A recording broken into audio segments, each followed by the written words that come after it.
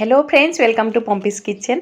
आज एबिध माছৰ নতুন জুতিৰ ৰেচিপি আপোনালোকলৈ লৈ আহিছোঁ। এটা নতুন সোৱাদেৰে ভৰা এইদৰে ডাঙৰ মাছ টুকুৰা টুকুৰ কৰি কাটি কেঁচা হালধিৰে ৰান্ধিম।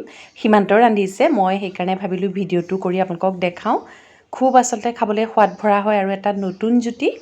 এয়া তাৰ কাৰণে মাছখিনি ডাঙৰ মাছ খুব ধুনীয়াকৈ টুকুৰা কৰি কাটি নিমখ অলপ দি লোৱা হ'ল, লগতে হালধি আৰু অকণমান জলকীয়া গুড়ি সেইখিনি দি লোৱা হৈছে আৰু খুব ভালকৈ সানি লোৱা হ'ল আটাইখিনি মাছ। আৰু এতিয়া এটা বিলাহী এইদৰে ডাঙৰ ডাঙৰ টুকুৰা কৰি কাটি লোৱা হৈছে। এইখিনি আচলতে পেষ্ট প্ৰস্তুত কৰি লোৱা হ'ব। আৰু তাৰ লগতে এটা মিক্সি জাৰত বিলাহীখিনি দিয়া হ'ল, তাৰ লগতে অকণমান নহৰু আৰু আদা, কেঁচা জলকীয়া আৰু কেঁচা হালধি, যোনটো আমাৰ মেইন ইনগ্ৰিডিয়েণ্ট হয়, বহুত হেল্ডি হয়, ইমিউনিটি বুষ্টাৰ। সেইকাৰণে কেঁচা হালধি প্ৰায় আমি ব্যৱহাৰ কৰোঁ। কেঁচা হালধি দিছোঁ আৰু গোটা জালুক দিছোঁ, তেতিয়া আচলতে ফ্লেভাৰটো খুব ধুনীয়া হয়।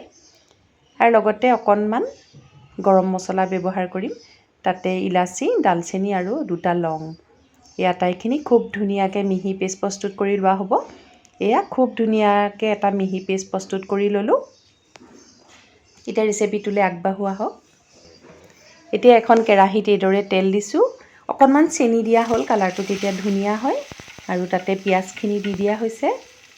পিঁয়াজখিনি প্ৰায় গল্ডেন ব্ৰাউন হোৱালৈকে ভাজিব লাগিব। আচলতে আমি একেটা ৰেচিপিকে সদায় বেলেগ ধৰণে খায়ো ভাল লাগে। এতিয়া যোনখিনি পেষ্ট কৰি দিলোঁ, মছলাখিনি দেখুৱাইছিলোঁ, সেই মছলাখিনি ইয়াতে দি দিয়া হৈছে। আৰু লগতে অকণমান জিৰা গুড়ি দিয়া হ'ল আৰু মছলাখিনি খুব ভালদৰে এইদৰে ভাজি থাকিম। এতিয়া তাতে কাটি লোৱা আলুখিনি দিয়া হৈছে, খুব ভালকৈ লৰাই দিম। আচলতে খুব মাংসৰ নিচিনা হয় এই ৰেচিপিবিধ, মাছৰ যদিও মাংসৰ সোৱাদ এটা পোৱা যায়, খুব ভাল লাগে খাই।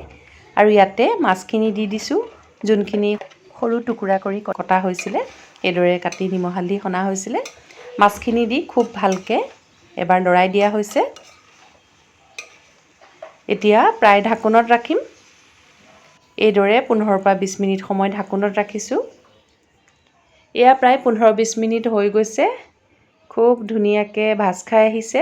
তাতে অকণমান গৰম মছলা দিয়া হৈছে, তেতিয়া আচলতে গোন্ধটো খুব বেছি ধুনীয়া হয়। যিহেতু মাংসৰ দৰেও ৰন্ধা হৈছে, গৰম মছলাটো দিলে ভাল লাগে। আৰু তাতে হিচাপ অনুসৰি পানী দি দিছোঁ। পানীটো আপোনালোকে নিজৰ হিচাপ অনুসৰি দিব। খুব ভালকৈ এবাৰ লৰাই দিয়া হ'ল। এতিয়া পুনৰ ঢাকোনত ৰাখিম। এইদৰে আকৌ 10-15 মিনিটমান সময় ঢাকোনত ৰাখিছোঁ। এয়া প্ৰায় 10-15 মিনিট হ'ল। চাওক খুব ধুনীয়া এটা কালাৰ আহিছে। আমাৰ মাছখিনি প্ৰস্তুত হৈ গৈছে, আচলতে পৰিৱেশন কৰিব পৰাই হ'ল। আৰু হালধিৰ কাৰণে খুব ধুনীয়া এটা কালাৰ আহিছে, যিহেতু কেঁচা হালধি ব্যৱহাৰ কৰা হৈছে। এতিয়া এটা বাউলত এইদৰে পৰিৱেশন কৰিছোঁ। আৰু আপোনালোকে যদি এইদৰে মাছ ৰান্ধি খাই চোৱা নাই, এবাৰ খাই চাব। খুব ধুনীয়া হয় আৰু এটা নতুন জুতি। যিহেতু কেঁচা হালধিটো খাব লাগে, বহুত হেল্ডি হয়, সেইকাৰণে আজিকালি আমি প্ৰায় বিভিন্ন ধৰণৰ আইটেমতে কেঁচা হালধিটো ব্যৱহাৰ কৰোঁ। আশা কৰোঁ আজিৰ ৰেচিপিটো অকণমান নতুন ধৰণৰ মাছৰ ৰেচিপিটো আপোনালোকৰ ভাল লাগিব। এইদৰে ৰান্ধি খাই চাব। আৰু লগতে মোৰ চেনেল পম্পিছ কিটচেন চাই থাকিব। আপোনালোকৰ ধুনীয়া ধুনীয়া কমেণ্টবোৰ কৰিব। আজিলৈ আহোঁ, ধন্যবাদ।